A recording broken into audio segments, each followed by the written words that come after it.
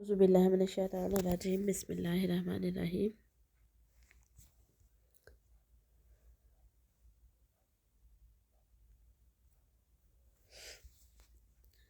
As you all know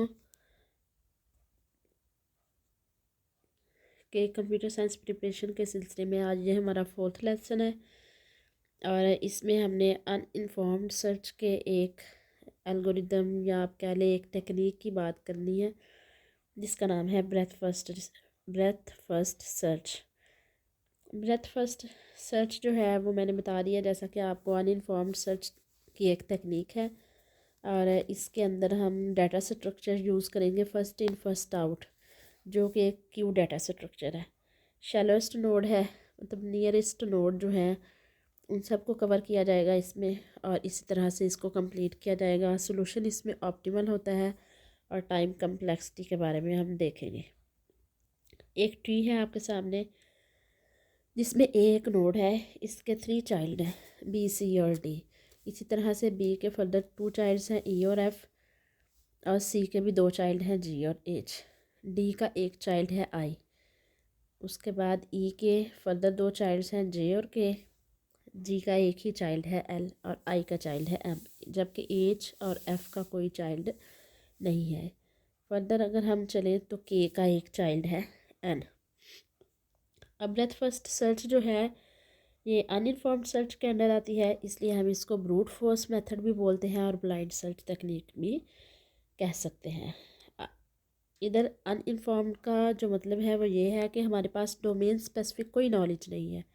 in comparison अगर हम heuristic तकनीक की बात करें तो उसमें हमारे पास एक एस्टिमेटेड वैल्यू होती है जिसके तहत जो है हम ये अंदाज़ा लगा लेते हैं कि फ़र्ज़ करें अगर हम ए से बी पे जाना चाहते हैं, ए स्टेट से बी स्टेट पे जाना चाहते हैं तो ए से बी की कोस्ट तो हमें पता ही है, लेकिन इससे हमें ये भी पता चलता है कि बी जो है वो आगे हमें गोल स्टेट तक लेकर जाएगा या नहीं जाएगा और अगर लेकर जाएगा तो उसकी कॉस्ट कितनी होगी। ये सारी चीज़ें हमें एडवांस में पता होती हैं अगर हम ह्यूरिस्टिक मेथड को यूज़ कर रहे हैं। लेकिन अगर हम अनइन्फॉर्म्ड सर्च में काम कर रहे हैं तो फिर हमें ये तो पता होगा कि ए से बी की तरफ जाने के लिए कॉस्ट कितनी है, लेकिन हमें ये पता नहीं चलेगा कि बी हमें गोल स्टेट तक लेकर जाएगा या नहीं जाएगा और अगर जाएगा तो इसकी कॉस्ट कितनी होगी। मतलब ऐसा कोई भी नॉलेज हमारे सामने नहीं होता। अब इसको रीड करके देख लेते हैं। ओके जी। In comparison of it, we have heuristic technique in which we go with an estimate value that if we want to go from one state to other, how much cost we have to bear. But here in uninformed search we have no prior knowledge, just like heuristic method। जैसा heuristic method में knowledge हमारे पास होता है इस तरह से uninformed search में हमारे पास information नहीं होती। In heuristic method if we want to go from A to B, so A to B cost and A to B cost and in how much cost B will go to goal state, we know all these things in advance। वही बातें हैं सारी जो मैंने आपको बता दी हैं। अगर हम अनइन्फॉर्म्ड सर्च की बात करें तो इसमें हमें मतलब कोई प्रायर नॉलेज नहीं है, कोई इन्फॉर्मेशन नहीं है हमारे पास, so it is called a blind search. इस वजह से इसको ब्लाइंड सर्च भी कहा जाता है। Blind means we have no knowledge when we reach at goal state but surely we will find goal state. Okay जी, हमारे पास ये नॉलेज तो नहीं है कि हम कब गोल स्टेट तक पहुँचेंगे, लेकिन हमें इतना पता है कि श्योरली हम गोल स्टेट तक पहुँचेंगे ज़रूर। अब इसके अंदर जो डाटा स्ट्रक्चर हम यूज़ कर रहे हैं फर्स्ट इन फर्स्ट आउट वो देखेंगे ब्रेथ फर्स्ट सर्च के अंदर, और ये क्यू को यूज़ करता है। सेकंड इम्पोर्टेंट पॉइंट जो है वो फर्स्ट इन फर्स्ट आउट ही है इस ब्रेथ फर्स्ट सर्च के अंदर। फर्स्ट इन फर्स्ट आउट जो है वो यूज़ करता है queue data structure. Here we use a tree, if we apply BFS on it then how will work on it. Okay जी, अब हम देखेंगे ब्रेथ फर्स्ट सर्च जो है उसके अंदर फर्स्ट इन फर्स्ट आउट को यूज़ करते हुए कि ये किस तरह से काम करता है। And we tell that we use queue data structure, let's say how we work in queue. अगर हम क्यू की बात करें तो क्यू में हम जो है वो टेल की तरफ से एलिमेंट्स को एंटर करते हैं और हेड की तरफ से एलिमेंट्स को एग्जिट करते हैं। In queue we enter elements from tail and exit them from head, means first in first out. जो पहले एंटर होगा वो पहले आउट होगा। अगर हम फर्स्ट एलिमेंट फर्स्ट करें कि ए एंटर करते हैं, ए हमने एंटर किया। अब ए को हमने जो है इधर आप देखें इस क्यू में हमने टेल की तरफ से ए को एंटर किया और हेड की तरफ से इसको निकाल दिया। अब हमने ये देखना ये है कि जब हमने ए को जो है वो एग्ज़िट किया है तो ए के चाइल्ड कौन कौन से हैं। अब अगर आप ऊपर इस ट्री पे गौर करें जो हमने फर्स्ट पे देखा था, तो ए के चाइल्ड कितने हैं, बी सी डी। ए के कितने चाइल्ड हैं, बी सी डी। तो अब हमें बी सी डी को क्यू में एंटर करना होगा। तो हम ए को एग्ज़िट करेंगे लेकिन उसके साथ ही हम बी सी डी को जो है वो क्यू में एंटर करेंगे। अब बी को हम क्योंकि हेड वाली हेड साइड से हमने पहले निकालने हैं एलिमेंट्स और हेड साइड पे सबसे पहले क्या है, बी। तो हम बी को एग्ज़िट करेंगे। जब हम बी को एग्ज़िट करेंगे तो फिर हमें ये देखना होगा कि बी के जो चाइल्ड्स हैं वो कौन से हैं। तो हम अब फिर ट्री पे जाएंगे वापस और देखेंगे कि बी के चाइल्ड कौन से हैं। तो आप देखें कि बी के चाइल्ड हैं ई और एफ़। तो हमें श्योरली जो है ई और एफ़ को भी एंटर करना होगा। ये देखें जी, सी और डी जो रिमेनिंग आया था इधर से, और बाकी ई और एफ़ जो है वो बी के चाइल्ड हैं, तो इनको भी हमने एंटर किया। ओके जी, हमने ए को क्यू से निकाला तो देखा ए हमें कितनी जगह पर लेकर जा रहा है। So according to the above tree A leads us towards B C D and so we enter B C D into queue. अब हमने क्या करना था, एग्ज़िट करना था बी को। तो हमने बी के चाइल्ड देखे कि हमने देखा कि बी हमें कहाँ कहाँ लेके जा रहा है। बी के चाइल्ड देखे और वो थे ई और एफ़। तो हमने ई और एफ़ को भी क्यू में एंटर कर दिया। अब हमने सी को एग्ज़िट करना था तो हमें देखना होगा कि सी के जो है ना वो चाइल्ड कौन से हैं। तो सी के चाइल्ड हैं जी और एच। तो हमें जी और एच को भी एंटर करना होगा। अब आप देखें कि डी को हमने सी को निकाल दिया तो डी ई एफ़ था। तो डी ई एफ़ और जी एच साथ इसके भी दो चाइल्ड शामिल कर लिए। अब हमने डी को निकालना था तो हमें देखने होंगे कि डी के कौन से चाइल्ड्स हैं, डी हमें कहाँ लेकर जा रहा है। देखिए, now we exit D from queue and D leads us towards I. और डी जो है उसका सिर्फ एक चाइल्ड है, वो है आई। तो हमने आई को भी क्यू में शामिल कर दिया। तो अब हमने ई को एग्ज़िट करना था तो हमने देखा। अब हम देखेंगे कि ई के चाइल्ड कौन से हैं। देखिए, ई को एग्ज़िट करना था तो ई के चाइल्ड थे जे और के। जे और के को भी हम क्या करेंगे, शामिल करेंगे क्यू के अंदर। ये इधर देख लें जी, ये आ गया जे और के। अब हमने एफ़ को एग्ज़िट करना है तो हम देखेंगे कि एफ़ हमें कहाँ लेके जा रहा है या एफ़ के चाइल्ड कौन से हैं। Now we exit F and F lead us nowhere so it remains as it. Okay जी, एफ़ जो है इसका कोई चाइल्ड मौजूद नहीं है, एफ़ हमें कहीं भी लेकर नहीं जा रहा, तो इसलिए एफ़ को हमने सिंपल निकाल दिया। बाकी वैल्यूज़ हमारे पास वैसे की वैसे नहीं। अब नेक्स्ट हमारे पास जी है तो हमने जी को निकालना है। तो हम देखेंगे कि जी का चाइल्ड कौन सा है या जी हमें कहाँ लेके जा रहा है। तो जी हमें एल तक लेके जा रहा है, इसलिए हम एल को भी क्या करेंगे, इसमें क्यू में एंटर करेंगे। तो हमारे पास आई जे के एल आ गया। अब एच, सबसे पहले एच है तो एच को हमने एग्ज़िट करना है। तो हम देखेंगे एच के कौन से चाइल्ड्स जो हैं हमारे पास हैं। तो now we exit H and H lead us nowhere so it remains as it. Okay जी, एच का कोई भी चाइल्ड मौजूद नहीं है, लिहाजा हमने इसको निकाल दिया। तो बाकी वैल्यूज़ जो हैं वो वैसे ही हमारे पास रही।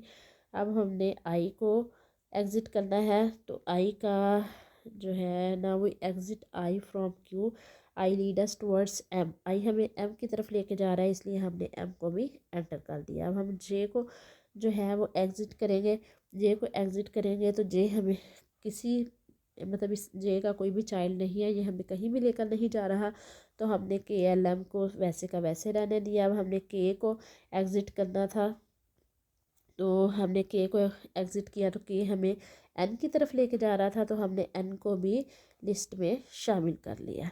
अब हमने एल को एग्ज़िट करना है तो हम देखेंगे एल हमें कहाँ लेकर जा रहा है, एल हमें कहीं भी लेकर नहीं जा रहा, लिहाजा एम और एन हमारे पास आ गया। अब हमने एम को एग्ज़िट करना था, एम भी हमें कहीं नहीं लेके जा रहा है, एम को एग्ज़िट कर दिया और लास्ट वैल्यू हमारे पास क्या आ गई, एन। अब हमने एन को एग्ज़िट करना है तो उसको भी एग्ज़िट कर लेंगे। It goes level by level. अब हमने देखा कि ब्रेथ फर्स्ट सर्च जो है ना, ये हर लेवल को कवर कर रही है और हर एलिमेंट को कवर कर रही है। हम हर एलिमेंट से होके गुजर रहे हैं, कोई भी एलिमेंट हमने लेफ़्ट नहीं किया। It goes level by level rather going deep, मतलब डीप नहीं जाती, ये क्या करती है, लेवल बाय लेवल कवर कर रही है नोट्स को। It definitely can search an item because we do not left any item, और ये लाजमी तौर पर किसी आइटम को सर्च करेगी, मतलब किसी भी आइटम को सर्च कर सकती है क्योंकि हमने किसी भी आइटम को लेफ्ट नहीं किया। ऑप्टिमल इज़, एक क्वेश्चन है कि is BFS gives us optimal result, तो इसका आंसर है जी बिल्कुल yes, it gives us optimal result means shortest result देती है। It gives short cost, short path etcetera. Time complexity की बात करें तो क्योंकि इधर हमने डाटा स्ट्रक्चर यूज़ किया तो डाटा स्ट्रक्चर के हिसाब से अगर हम देखें तो इसकी टाइम कम्प्लेक्सिटी होगी order of V plus E। यहाँ पे V से मुराद नंबर ऑफ़ नोड्स हैं और E से मुराद नंबर ऑफ़ एजेस हैं। लेकिन अगर आर्टिफिशियल इंटेलिजेंस की हम बात करें तो उसके अंडर जो है उसके लिहाज से इसकी जो टाइम कम्प्लेक्सिटी होगी BFS की, वो होगी ऑर्डर ऑफ़ B की पावर D। और B आपको पता है ब्रांचिंग फैक्टर होता है। ब्रांचिंग फैक्टर का क्या मतलब है कि maximum number of children of a particular node. इसे हम N अरे ट्री भी कह सकते हैं, N अरे ट्री भी बोल सकते हैं, लेकिन इसका मेन क्या है, ब्रांचिंग फैक्टर का क्या मतलब है कि मैक्सिमम नंबर ऑफ़ चिल्ड्रन जो है पार्टिकुलर नोड, मतलब मैक्सिमम जो है जितनी ब्रांचेस उसकी बन रही हैं उन सब को हम क्या बोलेंगे, ये ब्रांचिंग फैक्टर है। क्योंकि ये ब्रांच आगे ब्रांचेस बनती है ना, अनइन्फॉर्म्ड सर्च हम यूज़ कर रहे हैं, उसके अंदर ब्रेथ फर्स्ट सर्च है। और डी से मुराद डेप्थ है, मतलब रूट टू लीफ नोड जितने भी लेवल्स हैं वो क्या है, वो इसकी डेप्थ है। जैसे एक एग्जांपल है कि if we want to search G then we observe how many elements as a children are used like. अगर हम फर्ज करें कि हर एलिमेंट जो है उसके 3 चिल्ड्रन हैं, मैक्सिमम 3 चिल्ड्रन हैं, तो हमारी जो हो जाएगी B की वैल्यू, ब्रांचिंग फैक्टर की वैल्यू हो जाएगी वो 3 हो जाएगी, क्योंकि हर एलिमेंट जो है ना वो उसके 3 ब्रांचेज हो रही है। और डेप्थ जो है, अब हम देखेंगे G कौन से लेवल पे है, तो G हमारे पास सेकंड लेवल पे है। आप ट्री को कंसल्ट कर सकते हैं। अब डी जो है हमारे पास 2 हो गया, तो B की पावर D जब हमारे पास आया तो 9 आ गया। और अगर हम इस ट्री को देखें कि ये कौन से लेवल पर हमारे पास ये आ रही है वैल्यूज़, ये हमारा लेवल 1 0 है, ए वाला, BCD वाला लेवल 1 है और EFGHI वाला लेवल 2 है हमारे पास। तो लेवल 2 था और ब्रांचिंग फैक्टर हमने 3 अज्यूम किए थे, तो 3 की पावर 2 हमारे पास 9 आया। तो अब आप इन नोट्स को गिन लें कि हम कितने नोट्स को सर्च आउट करते हुए जी तक पहुँचे हैं। तो 1 और 3 कितने हो गए हमारे पास, 4 और EF देखें 6 और 7 8 9, मतलब 9। तो आप देख सकते हैं कि 9 एलिमेंट्स से ज़्यादा की सर्च हमें नहीं करनी पड़ेगी और हम जी तक पहुंच जाएंगे, अपनी गोल स्टेट तक पहुंच जाएंगे। ओके जी, how can we find path like we want to search G, then we find G and it parent C then its parent A, so ACG is path. Okay, अगर हम किसी एलिमेंट का path find करना चाहते हैं ना, तो हम उस एलिमेंट को तलाश करके हम उस एलिमेंट तक पहुंचेंगे, फिर हम देखेंगे हमने उसका पाथ किस तरह से ढूंढा। तो हम सबसे पहले पेरेंट नोड से हमने स्टार्ट किया, फिर उसके बाद नेक्स्ट हम गए नेक्स्ट पेरेंट नोड पे, उसके बाद नेक्स्ट, मतलब जो एलिमेंट है उसके पेरेंट नोड्स को हमने क्या करना है, इकट्ठा करना है। तो जैसे जी है तो हम जी तक कैसे पहुँचे, ए से हम सी पे गए, सी से हम जी पे गए। अब हमारे पास जो एलिमेंट है वो जी है, तो जी से जी का पेरेंट क्या था, सी, तो सी आ गया हमारे पास, और सी का पेरेंट क्या था, ए। तो ये हमारे पास एक पाथ आ जाएगा कि हम जी तक कैसे पहुंच सकते हैं, AC जी के थ्रू।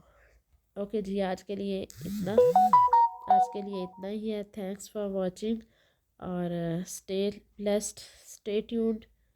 अल्लाह हाफिज़।